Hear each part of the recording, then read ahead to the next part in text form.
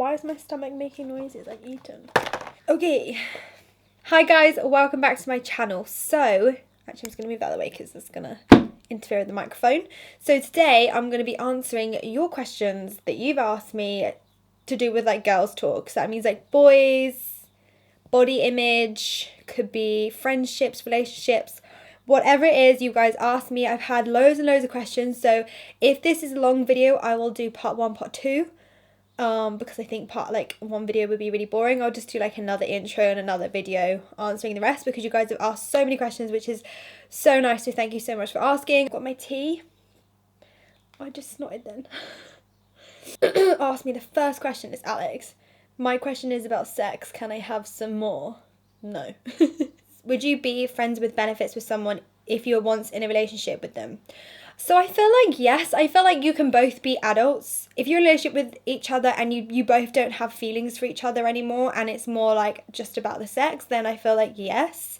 If you think you're going to fall in love with that person and they're not going to reciprocate it back, then no, dodge that bullet, okay? Like it will just get messy. You might end up being intimate with them and then you might end up feeling as though you're going to fall for them again. And obviously if that person's not on that page, then you really do need to be strong and like leave, because you are only going to hurt yourself. I feel like you have to be a type of person to do friends with benefits. I personally can't. I've tried it. I get feelings. I can't do it, so I've never done it again. I've got one of my friends who she can do it, have sex, not get feelings, and like whatever. So I mean, like, do you, if you can do it and you know you're not going to get feelings for that person, and if they turn around and say like I don't want to be with you anymore, like they can cut things off straight away. Just because you're friends with benefits, they don't have any loyalties to you, so they could literally have sex with you once, turn around tomorrow and be like, yeah, that was fun and I had a great time, but like let's just leave it there. And you've got to be able to walk away from that situation and be like, yeah, that's fine, we had fun, cool, like see you later. Tricky one. I couldn't do it. Okay, I tried it. Okay, so how do you deal with feelings of loneliness working online from home? So that is a great one because it is a very lonely situation. The only time I'm talking is if I'm talking to myself or if I'm talking to the camera, which technically in this moment in time is myself because you guys haven't seen this video yet. So it is very lonely. I listen to music quite a lot. I have something on the background, whether it's Netflix, a movie, like I have to have noise in the background. I feel like being connected with your friends after you finish work. So like sometimes when I finished for the night, I'll message my friend, I'll send like funny photos. I feel like that helps. Also, I do sometimes like I'll give Rachel Leary, she's a YouTuber, like a message being like, this job is so lonely, and she'll be like, oh my god, same. And just knowing that someone else is in the same situation helps me a little bit, and then we can have a conversation and then you feel less alone. I feel like even though I work from home, I do need to give myself an hour or two to leave the house every day, because otherwise I get into this thing where I don't leave the house for a week, and I think that's really bad. So like today I had an eye appointment and I went to my eye appointment and I said I'm going to go to TK Maxx and let me buy myself one thing. Just one thing. And I bought 3, but one thing.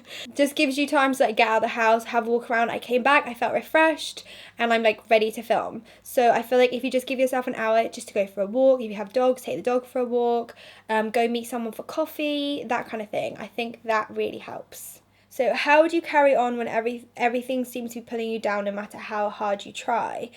I've been there, like I've been in that situation for probably like 6 months to a year, where you just feel like everything you're doing is just not working, whether it's in friends, relationships, family, just that type of thing. Like it feels like it's never gonna end. I know this sounds really stupid, but I actually go on Pinterest and I find quotes and I find inspirational quotes. I also watch like The Secret, which you can find on Netflix, which is I find like stimulant to making me feel more motivated, more positive. I watch things that are on YouTube where they're talking about failing is a good thing in all aspects.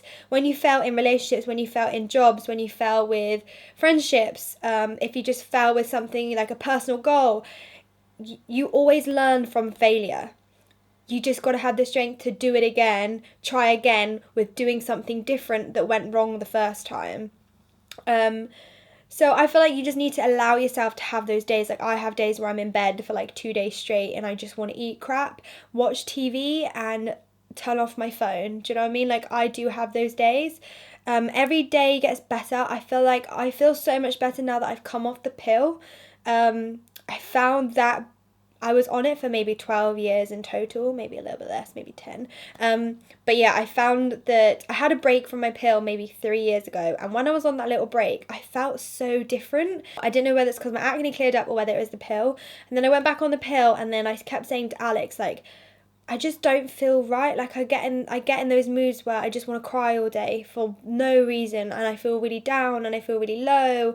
And I just decided to come off the pill, and touch wood, it's been the best thing I've done. Not saying you guys need to or anything, because it might not be the pill, but I feel like that really helps. So if you are on the pill, maybe it's something to look at. But yeah, just give your body and allow yourself some time. I feel like seeing friends as well is great in those situations. Obviously, surrounding yourself by people that you love and love you, and actually confiding in someone. I text Alex quite a lot, and I'm like, I feel sad today, and he'll give me a ring and we'll talk about it. And even though he doesn't have like a solution for me feeling like that, it's good to get it off your chest. Did you care what people thought of you in school? Yes, like mad. And I wish I didn't. If I could turn back time, it would to tell my younger self to not give a shit about other people and their opinions, and being in the cliquey groups. And you know, I would be like in the popular group, and then the next week they'd be horrible to me, and I'd have to walk through the lunch hall and they all laugh at me whilst I walk in and go sit with like my other two friends. So yeah, I mean, I felt isolated in school, and I was always like written on the toilet doors, like slut, slag, whatever people call me. And I just wish I didn't give a shit, because I used to sit there and cry. I used to like text my mom on my old flippy up phone and cry about it. And I wish I could tell myself to like not give a shit. These people do not matter. You're never going to see these people again. I don't even think I've seen them since I left school. And that was like, what, 7 years ago? Irrelevant. Why was your last relationship ended? Or why, okay, I think she's saying why did your last relationship ended? We dated throughout it wasn't really a relationship, but the one before wasn't really a relationship either. So I'll just tell you the one before Alex. I was seeing him throughout summer, and I thought it was really great. I thought it was going really well. Didn't see it coming. Went to Ibiza. He uploaded a video on his Instagram of him on a date with another girl. So it ended pretty quickly after that. Some guys are such knobs, honestly. If I had to date again, I would probably cry. How do you get the guy? Right. Let me tell you, okay? So I used to be the girl that could never end up in a relationship with a guy. I'd meet a guy, we'd go on dates, we'd really like each other, and then when it was the question of, I was like, okay, what are we doing here? We like gonna just take it to the next level? He'd be like, and I'd be like, what? I recommend this book to all of my friends, and I use this book on Alex. He knows about this, by the way. I used this book on Alex. Obviously, I didn't tell him in the beginning. He knows now. So do not tell the guy that you're reading this book to catch him. Okay, please don't. I bought this book and I read it, and it's called Why Do Nice Girls Always Finish Single? I'll link it down below. And honestly, it is the best read when it comes to guys. A guy has written this book for us women to understand what's like a turn off and what puts you in the, yeah, she's a cool girl, I want to fuck her, and then what puts you into the, she's a cool girl, I want to be in a relationship with her. It like shows you the difference. You have to value yourself. For instance, because guys are like this in the beginning. If me and Alex were to make a date, an arrangement, and he then messaged me like the day of saying, sorry, I can't make it tonight, let's reschedule. Now, this is when people are like, yeah, I'm free tomorrow night, or I'm free literally any day of the week. I'm free next week whenever suits you. Or like, you're like, oh my God, please see me, please see me, please see me. Whereas you should turn it around and be like, I've got a really busy couple of weeks. I could probably do next Friday night. That would suit me best. Do you know what I mean? You're putting yourself first. Not saying, is that okay with you? Like, are you okay with that? Do you want to do? And then they turn around and say, no, I can't do Friday night. And they're like, oh wait, I can do Wednesday night. So like, you say, no, I'm only free Friday, and that's only going to work for me. And then they're like, oh shit, she means business. If I don't turn up and I don't make the effort, she's going to go somewhere else. Because at that stage in the relationship, you can. Also, another thing is, So when me and Alex, this is a really good example actually, when me and Alex met up in London, we were staying in a hotel together, and I went back from work to meet him. So I went from a work meeting back to the hotel to meet him there at that time to go for dinner. And he messaged me saying, oh, I've just gone out for food with the guys. I'll be quick, I can eat again. And I was like, okay, no worries, we'll meet you back at the hotel.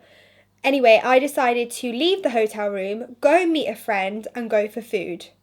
He didn't get back to the hotel room until 1.5 hours later, and he texted me going, where are you? Where have you gone? Like, almost like, where's she gone? She was supposed to be here. Do you really think I'm going to sit there and wait for 1.5 hours to get your ass back to the hotel room? Like, no, hun. I'm off out. See you later. So then I was like, oh, I'm out. I think I was in Oxford Circus. And I was like, you can come and meet me though, and then we can go get a drink. And even though I wanted to be like, oh, like, I'll kill you, you have to be calm, okay? So even though I was saying to my friend, I'm actually going to slap him in the face, I was calm on the outside. So yeah, that's a good example, and it tells you all about that in the book. I'll link it down below, but it's so good. It's so worth a read. If I'm feeling like meh, I will always go back to it and refer back to it. It's so good. Do you wear lingerie? Does Alex like it when you wear lingerie? So I used to I used to spend so much money on lingerie, and now like this is as good as it gets. A strappy t-shirt and some jogging bottoms, that's literally as good as it gets. But yeah, Alex loves it when I wear lingerie. I think obviously like a lot of people, actually my ex didn't. Okay, story time really quickly. I know this is TMI, but whatever. I actually got fully in the, not nude, but like in the lingerie. I was like head to toe in new fucking expensive lingerie. I stood there for him and he goes, I feel sick. So I had to get changed, put my stuff in my suitcase, and I was like, okay, cool, and then no worries if you're feeling ill, like, I'll leave the house, see you later, bye-bye. And I literally just ran out the door. I text my friends, like, I was stood there in £150 worth of lingerie, and he tells me he feels sick, okay? So I was so offended. Obviously it's his problem, not mine, because I know I look sick, so, but yeah, just story time. So some people obviously don't. Weird. If that's happened to you, please let me know so I don't feel so alone. It was the most embarrassing thing ever. And every time I come out with Alex, I like giggle. I'm like, can you close your eyes, please? And then I like walk around and I'm like, ta-da! I'm just so like not sexy. How was your first time? Painful. Although like every single time is painful for me. I'm just like that way inclined. I actually have kind of erased that part of my memory. The person that I was with at the time, I just wish I wasn't. Like, can we go back please and let me redo this? I just think you need to be ready with yourself. You need to like know the precautions. You need to make sure you're covered. Just one note, the pill won't stop you from getting STIs. I saw someone say something like that the other day and I was like, no. A condom will stop you from getting STIs. Pill would just stop you from getting pregnant, okay? So please don't forget that. Like, I was just like, who raised you? Like, did you go to any of his sex educational classes? But yeah, so yeah, it was painful. It wasn't special. It was just kind of like in, out, that hurts. Okay, cool, done it. Yep, think so. Right, bye, see you later. What's your job? This is so, like, I don't know. Like, what is my job? Once I put down, I had to sign a form, probably in the Wish Clinic actually, which is like a sexual health clinic, but I had to put down my occupation, and I put a professional selfie taker. Because I had no clue. But I think I class myself as a social influencer, even though I don't think I'm that influential. But yeah, I think that's what we're called. How do you know if he's the one, not the right one? This is so hard because when you meet someone, you think like, oh my god, they're the one, like I would marry them, and then you have a relationship, and like relationships aren't like woo, they're so literally like one week they could do something that really hurts you and upsets you, and you'll be like, oh, like what am I doing? And then the next week they'll be amazing, and like, you know, you have a great relationship and everything's working fine, and you'll be like, yes, they are the ones. So like, I feel like it's a really hard decision. People make it seem like it's easy when it's not. People are like, when you know, and I get that. I do get that. But I feel like they're the very lucky ones. You just got to think who's worth working it out for. So I will only be with someone that if I pull them up on something that upsets me or hurts my feelings, if they're willing to change that behavior so it doesn't upset me, then great. Like, we're working together, we're compromising, we're sorting this out, we're like finding out each other's boundaries. You can't be with someone that doesn't understand why they've hurt you and then won't change, because it's just going to be like a vicious circle. So yeah, I hope that helps a little bit. My friend taught me like a really great technique with guys when it comes to like expressing how you feel when it's not anger. So let me know if you want me to do a video on that, because that's a really good one and it has really helped me within my relationship with Alex. Opinions on one night stand, friends with benefits. So one night stands, technically I've never done one. I did think me and Alex were going to be one, and if that was going to be one, it was a really good one night stand, but it wasn't a one night stand because we carried on dating. So yeah, I technically can't class that as a one night stand, but it would have been. I'm not, okay, so I'm a scaredy cat and I'm very cautious of the fact that you don't know who anyone is and you don't know where they're going and you don't know who they are. Like, you literally could be following a murderer back to the house. Like, I'm that person that will think of the worst scenario possible and I'll just be like, no, thank you, it's not worth it. Like, thank you so much, bye. So I kind of like to know the person before I like trust them with things like that. But then I know friends that they don't care and they go home with like whoever they fancied that night, and I think that's fine as long as you're having fun and you're staying safe. Then cool. Like, everyone's different, everyone has their own opinions about it. Friends with benefits, I think if you're the type of person that doesn't get feelings, great. Like, as long as it's not hurting you or someone else, then I think fair. Why not? I just can't do it because I get feelings too. Like, literally after the first time I'm like, I love you. So I just can't do it. How do you avoid bad food cravings when Mother Nature rudely shows up? I don't. I just have whatever my body is craving, I will like inhale, literally. Just gotta do what you gotta do, okay? Your body is craving that, okay? So just listen to it, do it, and then once that's over, get back on track. Okay, so I'm having irregular periods. Is it something to worry about when you are 16? So I always think something like this, you should always get it checked out by the doctor. Not saying it's anything bad. It could just be you. A lot of people have irregular periods. I have irregular periods as in I can bleed from 5 days till 2 weeks. I can have a 10-day gap or a 28-day gap. It has settled down now that I'm older, but I did go get it checked out by the doctor. Everything was fine. It looked fine. It was just me. You can, again, speak with a doctor, but you can have medication for keeping your periods regular, which is something like the pill. I went on the pill because I'm anemic, because I'm so heavy. So that helped me with my period. So again, speak to your mum, speak to your doctor, make sure everything's okay, and then you can discuss something to help you or whatever you find would be best. Maybe as long as you know it's irregular and you think that it's fine, then whatever suits you. How did you get over breakups? Honestly, I am the worst. Like, I am the worst. When like me and someone breaks up, I like honestly think I'm gonna die, and I think I'm never gonna meet anyone else, and I am a wreck for about a week.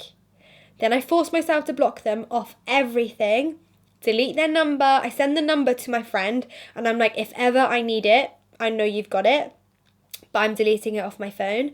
As soon as I've blocked them, and it's been that 1 week with no contact, I am fine. It's so mad, but it's so hard to do. I feel like, yeah, block them off everything. You can't be friends with an ex-boyfriend unless you both have like that mutual understanding. The sooner you do that, the sooner you can move on. It's just like, because habits, you just pick up new habits of being on your own and being single. Like, I loved being on my own. I loved being single. Like, I like my own company. I know that if anything were to happen between me and Alex, like, I'll be fine because I've been fine before, and I don't, I don't mind being single. It's not like a bad thing. Have that week, moan to your friends, tell them you love them very much, but you gotta moan for the next week. Crying is absolutely fine. Listen to sad music, like, do whatever you need to do. Okay, I listen to sad music. Chelsea Cutler is the one when it comes to breakup songs. And after a week, I make sure they're blocked. Don't speak to them ever again, pretty much. And see you later. Bye-bye now. I'm gonna go on with my life. What triggers your anxiety? So, don't know if you guys know, but I had a really bad head injury when I was younger. I had a bleed in the brain and I've got like a plate in my head. I could do a video on that, but yeah, so that happened. And then ever since then, I have this thing about falling asleep and never waking up. I have a thing about, so if ever I get a health scare, oh my gosh, that would trigger me for like months. I will be on high alert constantly for months. And it really upsets me that I've got something wrong with my heart, because every time something like that happens with it, it triggers me and I'm like the worst mess for like 2 months after, and it takes me ages to like help. I am doing this online thing though. I can't say if it's worked or not yet because I haven't completed it, which once I do complete it and if it has worked, I will let you guys know about it. Yeah, definitely my health. I have a fear of dying. Like it's mad. Like if I see a hearse, I will cry. If I leave myself thinking about it too much, I will cry. I don't understand the world, and I don't understand how the fact I'm Amy, like I'm alive, I'm talking, I'm thinking, yeah, where was I when my mum was like 10? Like what the fuck was I doing? Like it, yeah, can't think about it too much. So that triggers my anxiety. So how do I get my ex of 8 months back when he doesn't want me and has moved on? Like, being brutally honest, if he's moved on, you need to too. I know you probably miss them and I know you probably want that relationship back, but the more you hold on to it and the more you hold on to him, you're never gonna open yourself up to meeting someone else that could be so much better than him. You obviously didn't work for a reason, or he doesn't want to be with you for a reason. Like, take it on the chin.